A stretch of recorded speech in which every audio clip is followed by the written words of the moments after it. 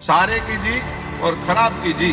जो खराब होवे नहीं तो सारे को संभरे की। जो खराब माणस न હોય તો હારા માણસની કદર ન થાય। જે અહીંયા વિદ્યાર્થીઓ રહે છે જેના મા બાપને ખબર જ નથી કે મારી પેઢી કઈ દિશામાં જઈ રહી છે। કેમ એક મૂવીને પાસ કરવા માટે એના આખા બોર્ડ છે, તો એમાંથી એકવાર પાસ થયા પછી જ મૂવીને તમે રિલીઝ કરી શકો છો। તો હકીકતમાં હવે સોશિયલ મીડિયા ઉપર પણ જે આ રીતનું સાવ બફાટ કરે છે, આટલું નિમ્ન કક્ષાનું જે પીરસે છે, દાળ બહુ સાઈડમાં રહી ગઈ એ પ્રકારની અશ્લીલતા કે તમે તમારા માતા પિતાની ખાનગી વસ્તુ અથવા તો એમની જે કંઈ આ તો તમે યુવા ધનને બગાડવા નીકળ્યા છો। યુવા ધનને કઈ બાજુ તમારે લઈ જવું છે એ કોઈ સમજણ નથી પડતી। આ રણબીર આલિયાનો શો અહીંયા થયો તો હું એમાં જઈ આવું ને મારો સ્નેપ મૂકી દઉં કે આ સમય રેના અહીંયા આવવાનો હતો તો એની ટિકિટનો સ્નેપ મૂકી દઉં। ભાઈ, સરકાર કરતાં મા બાપે સમજવું પડશે। આપણે ત્યાં બોલવા અભિવ્યક્તિની આઝાદી છે, માણસને અમુક મર્યાદિત શબ્દોમાં પણ આપણે એ વાતો હજી નથી મૂકી શકતા। નથી અત્યારે આપ પણ જે વર્ણન કરવા જતા હતા એમાં પણ આપને એમ થયું કે હું કેવી રીતે વર્ણન કરું કે આ કેટલી છેલ્લી કક્ષાએ આ લોકો ગયા છે। જો આપણે ઘણી બધી આપણી જૂની પ્રણાલીઓ ભૂલી ગયા છીએ। તમે આપણા લગ્નો જો, શ્રીમદ સંસ્કારો જો, જનોય સંસ્કાર જો, XYZ કેટલું બદલાઈ ગયું ભાઈ, ને એ બદલાવને આપણે સહજતાથી સ્વીકારી લીધું। જેમણે પણ કમાણી માટે પણ આ કાર્યક્રમો ઓર્ગેનાઇઝ કોક ને કોક તો આ ઓર્ગેનાઇઝ કરતું જ હશે, 100%। તો એણે પણ વિચારવું જોઈએ કે આ થોડાક રૂપિયા કમાવા માટે આપણે આપણા યુવા ધનને, આપણા યુથને આપણે આ ખોટી દિશામાં લઈ જઈએ છીએ। નમસ્કાર, અમારી વિશેષ રજૂઆત ગર્જનાદમાં આપનું સ્વાગત છે। સંસ્કાર, સંસ્કૃતિ આ કોઈ તમારી બનાવેલી પ્રોડક્ટ નથી, આ વર્ષોથી ચાલતી આવતી વસ્તુ છે, આપણા સંસ્કારો છે। તમે આને પ્રોડક્ટ સમજવાની ભૂલ ન કરતા। અને અત્યારે જે રણવીર અલ્હાબાદિયા, સમય રેના, આ બધા જે લોકો પીરસે છે, જે સંસ્કૃતિને બદનામ કરવાનું કામ કરે છે, તમને એવું લાગે છે કે આ સંસ્કાર, સંસ્કૃતિ આ બધું એ અલગ છે ને અમે અલગ છીએ। ભાઈ, તમે પણ એક સંસ્કાર કે એક સંસ્કૃતિના કારણે જ તમે જન્મ લીધો છે। એ પણ એક સંસ્કૃતિ જ છે ને કે માતા પિતાએ પોતાના પુત્રોને જન્મ આપે અને મોટા કરે। આ પણ એક સંસ્કાર, એક સંસ્કૃતિ છે, એક વારસો છે।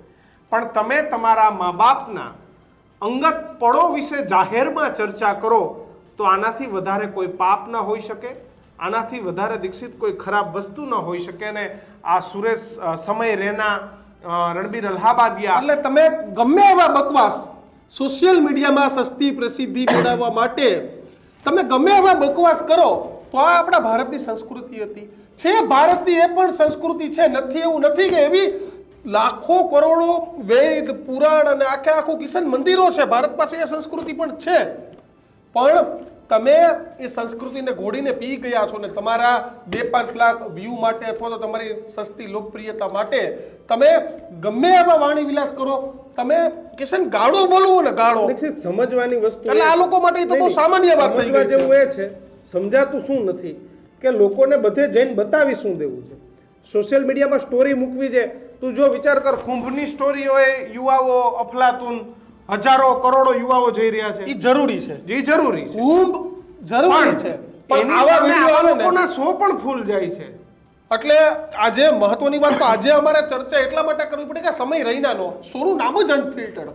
તમે વિચાર તો કરો, અને પેલું ઇન્ડિયા નામે આપણે નથી એટલે મને ખબર કે આપણે એ સંસ્કૃતિ સાથે જોડાયેલા નથી ને જોડાવું નથી।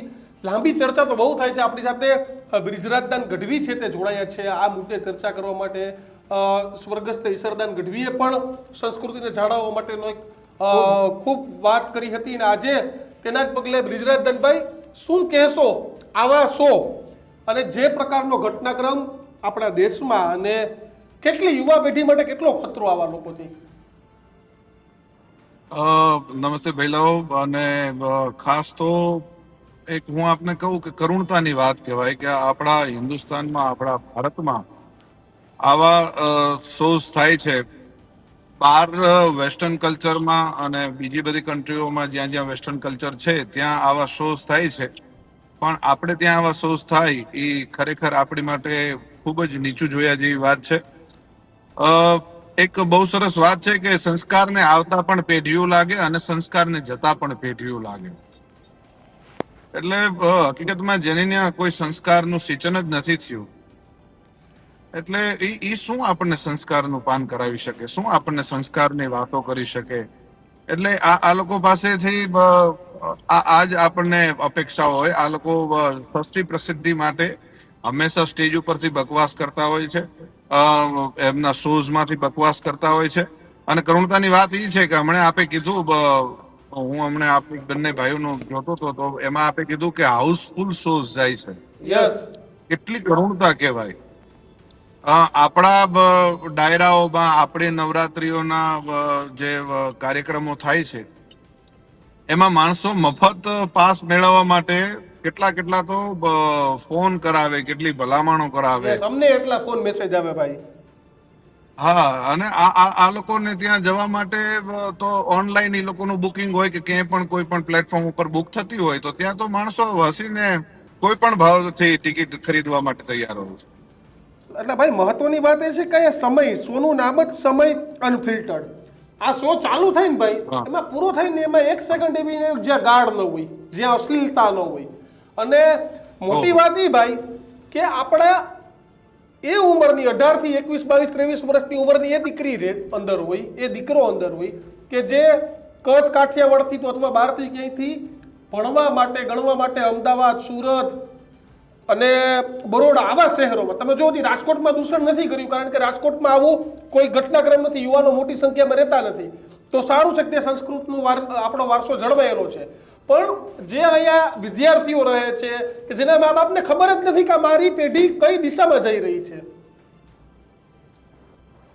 હકીકતમાં તો આ એટલું બધું નિમ્ન કક્ષાનું આ લોકો પીરસે છે તો સરકારશ્રીએ અને એમાં ભારત સરકારે કોઈક નિયમ એવો લાવવો જોઈએ કે કેમ એક મૂવીને પાસ કરવા માટે એના આખા બોર્ડ છે, તો એમાંથી એકવાર પાસ થયા પછી જ મૂવીને તમે રિલીઝ કરી શકો છો.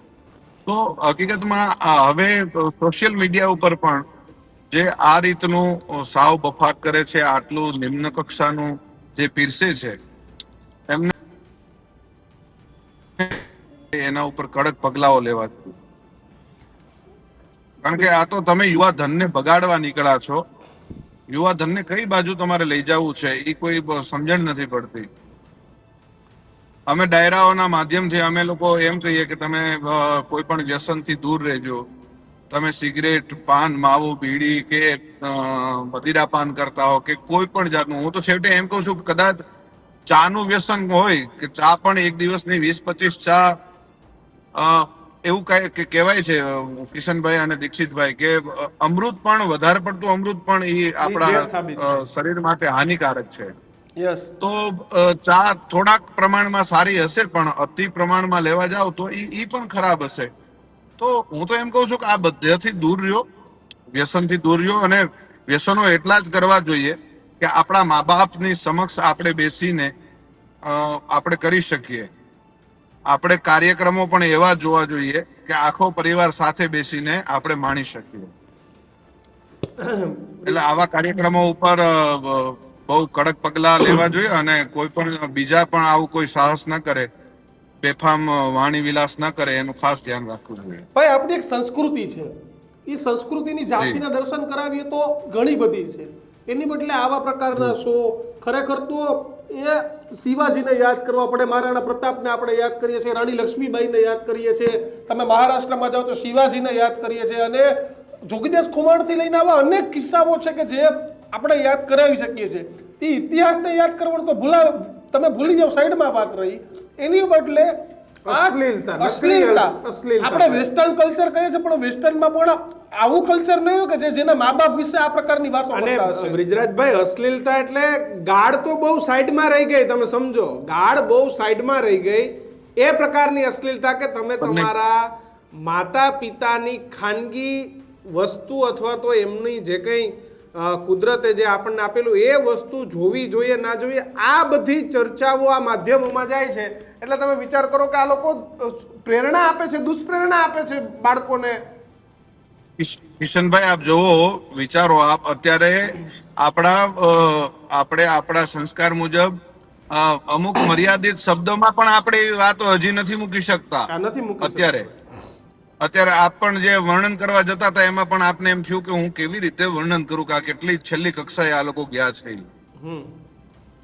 એટલે આ કરુણતા કહેવાય. અને જો આમાં સરકાર કઈ પગલા નહીં લે તો આ યુવાધન, આપણું યુથ કઈ બાજુ જઈને ઉભું રહેશે કઈ નક્કી નહીં થાય. તમે કૃષ્ણકુમાર સિંહજીની વાતો સાંભળો, તમે જોગીદાસ ખુમાણની વાતો સાંભળો, તમે રાજા મહારાજાઓની વાતો સાંભળો, ગોંડલની વાતો સાંભળો, તમે પોરબંદર જેઠવાઓની વાતો સાંભળો. કેટલી વાતો છે. મહારાણા પ્રતાપની વાતો સાંભળો, એની સાથે જેને ભામાશાહે જે મહારાણા પ્રતાપને ખૂબ એની વાતો સાંભળો. કેટલી વાતો છે. આપણે પરમાત્માઓની વાતો છે, માતાજીઓની વાતો છે. તો આ બધી વાતો સાંભળવા જેવી છે. એનાથી કંઈક આપણા હૃદયમાં કોઈ બે સારી વાત વસી જાય તો આપણું જીવન પાર થઈ જતું હોય છે. પણ ભાઈ બધાને અત્યારે એક છે કે આ રણબીર આલિયાનો શો અહીંયા થયો તો હું એમાં જઈ આવું ને મારો સ્નેપ મૂકી દઉં, કે આ સમય રેના અહીંયા આવવાનો હતો તો એની ટિકિટનો સ્નેપ મૂકી દઉં. ભાઈ સરકાર કરતા મા બાપે સમજવું પડશે. આપણે ત્યાં બોલવા અભિવ્યક્તિની આઝાદી છે, કે માણસને સ્વતંત્રતા છે કે ભાઈ એ બોલી શકે એમ, પણ આ પ્રકારનું બોલવાનું આ તો સ્વતંત્રતાનો દુરુપયોગ છે. ખરેખર એવું જ છે. કોઈ જાતની કોઈ મર્યાદા, મને તો આ શો ની ખબર જ નહોતી. આ છેલ્લા 2 દિવસથી જે એમની અમુક રીલો ફરે છે, તો એ રીલ્સ કોકે આપણને શેર કરી હોય કે જોવો આ ક્યાં સુધી ખરાબ બોલે છે, તો એમાંની 2-3 મેં રીલ્સ જોયેલી છે. એમાં આપણને ખબર પડી કે ઓહો, આ લોકો આટલા હદ સુધી ખરાબ બોલે છે. એમાં આ રણવીર ને એ લોકો તો કેટલા સારા પોડકાસ્ટ કરતા હતા. આપણને એમ થતું હતું કે આ નાની ઉંમરે એને બહુ સારું શિખરો સર કર્યા કહેવાય. આ સિદ્ધિ મેળવી છે એને. અને એ લોકો રૂપિયાને અમુક બાબતમાં ફેમસ થવા માટે આટલું નિમ્ન કક્ષાનું આવું કાર્ય કરશે એ આપણે વિચારી પણ ન શકીએ. એક સરસ એક દુહા જેવું છે, સારે કી જી ઓર ખરાબ કી જી. સારા માણસની જય હો અને ખરાબ માણસની જય હો.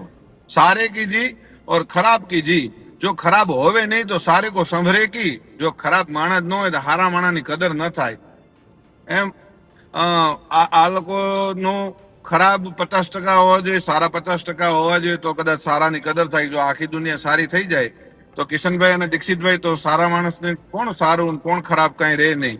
પણ હવે કરુણતા એવી છે કે લગભગ 90-95% ખરાબ થઈ ગયા છે માણસો અને 5% જ સારા માણસો રહ્યા હશે. પણ તો આપણા યુવાનોને શું અપીલ કરશો કે એના મા બાપને બિચારાને કોઈ ગામડે હશે એને બ્રિજરાજભાઈ ખબર જ નહીં હોય કે એના દીકરો કે દીકરી ક્યાં રસ્તે જઈ રહ્યા છે. હું તમને અમદાવાદની વાત કરું તો આ કલ્ચર તો બહુ સામાન્ય છે, પણ અમદાવાદમાં પીજીમાં રહેતા દીકરો કે દીકરી તમે રાતે તમારા કાર્યક્રમોમાંથી મોડા આવો તો તમે સિંધુ ભવન રોડ પરથી નીકળો કે એસજી હાઈવે પરથી નીકળો એટલે તમને ખબર પડે કે આ આપણો વારસો કઈ તરફ જતો રહ્યો. કે ભાઈ સિગરેટની સૂટો લગાવી તો એ લોકો માટે બહુ સામાન્ય વાત થઈ ગઈ છે.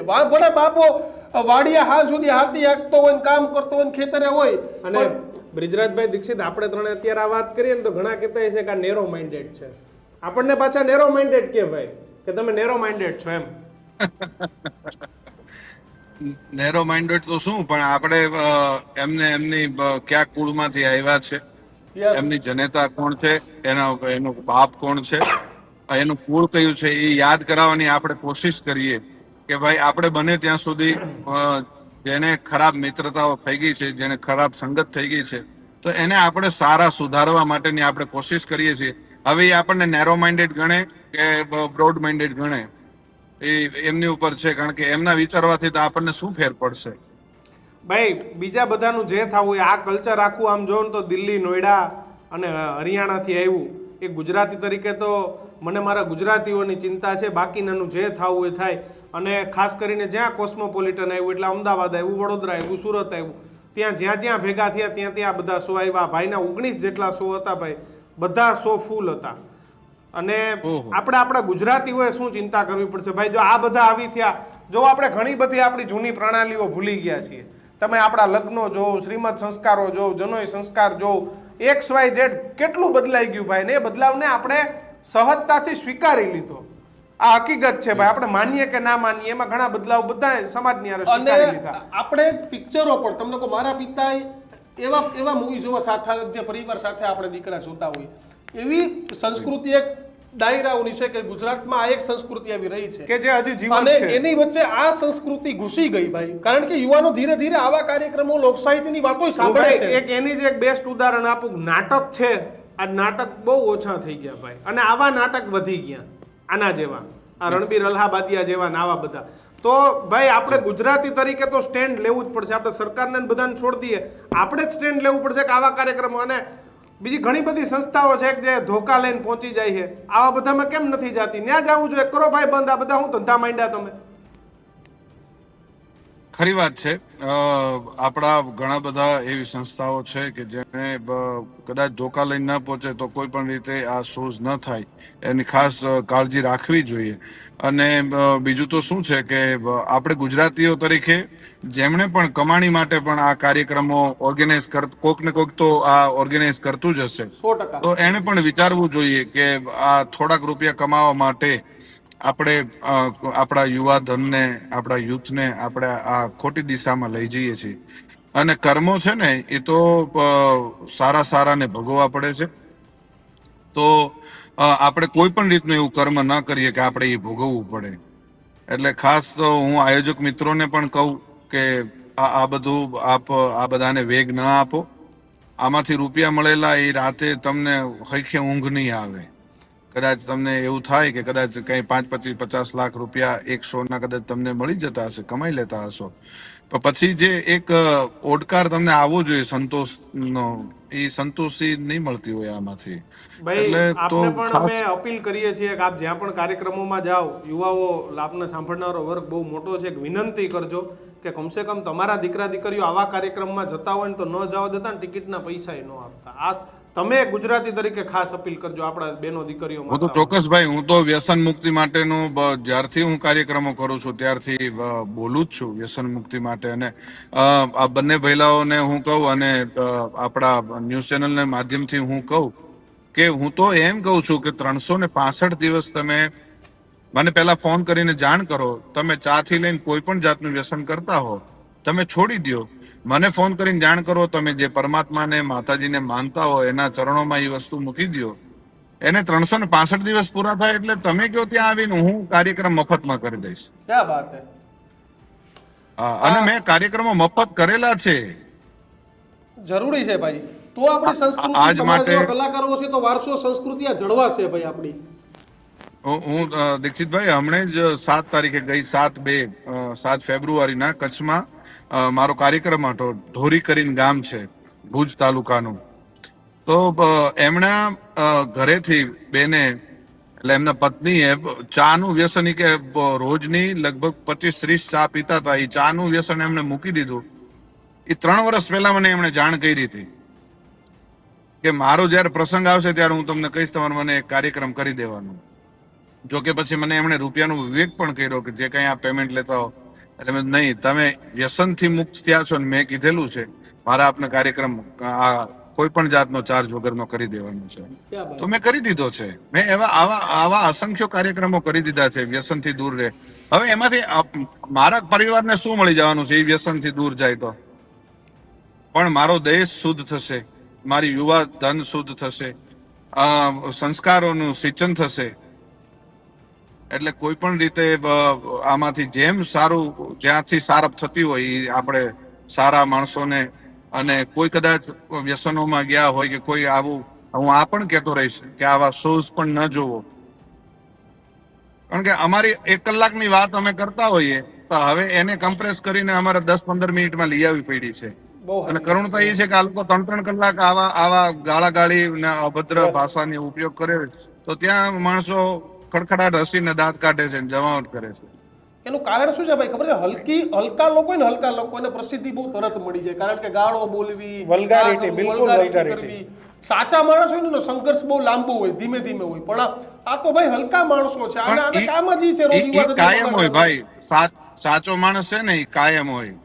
યસ આ ઓલો આપણે ઉભરો કેમ આવે, એ ઉભરો આવે ને એ ક્ષણિક જ હોય. એને પાછો તમે એ સ્ટવ કે કઈ પણ કોઈ બંધ વસ્તુ કરો બંધ એટલે કરી દો, શાંત થઈ જાય. અગ્નિ ઉપરથી તમે નીચે ઉતારી લો એટલે એ શાંત થઈ જાય. એટલે આ ઉભરો હોય, આ લોકો ક્ષણિક પોપ્યુલારિટી લોકોને મળી જતી હોય, પછી પાછા ક્યાં ખોવાઈ જાય ખબર ના પડે. બિલકુલ બિલકુલ ભાઈ, આભાર ભાઈ અમારી સાથે જોડાવા બદલ, આ મુદ્દા વાતચીત કરવા બદલ. આ મુદ્દો આજે અમારે ગર્જનાથમાં એટલા માટે લેવો પડ્યો કે આપણી સંસ્કૃતિ માટે આ મુદ્દા ખૂબ જરૂરી છે.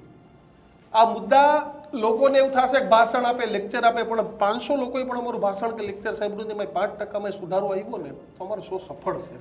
તમને મંચ અને માઇક મળી ગયું ને સામેથી 40, 50 કે 500 માણસની તાળીઓ પડે, એનો મતલબ એ નથી કે તમે તમારા સંસ્કારોને ભૂલી જાઓ.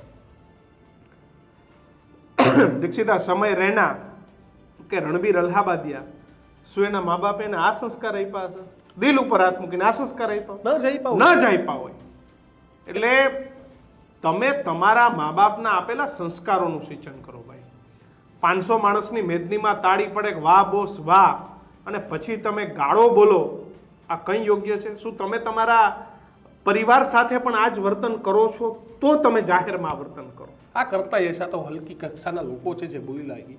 અમારી વાત આજે ઘણા લોકોના ગમશે, ઘણા લોકોને નહીં ગમે, પણ ખાસ ગામડામાં રહેતા મા બાપને અમારો વિડીયો જરૂર પહોંચાડજો કે જેનો દીકરો કે દીકરી અમદાવાદ, વડોદરા, સુરત, કે રાજકોટ, મુંબઈ કે દિલ્હી ભણે છે. બેંગ્લોરમાં ભણે છે. તો એ મા બાપની આંખ ઉઘડશે ને કદાચ ન્યાજ સાથે તો નહીં જાય, પણ 4 વાર ટોકશે ને તો કદાચ 5મી વાર દીકરો કે દીકરી જાતા હશે ને તો અટકશે. બસ આ જ વાત. અમારી વાત સાથે કેટલા સહમત છો તો કોમેન્ટ બોક્સમાં જણાવજો. નમસ્કાર. નમસ્કાર.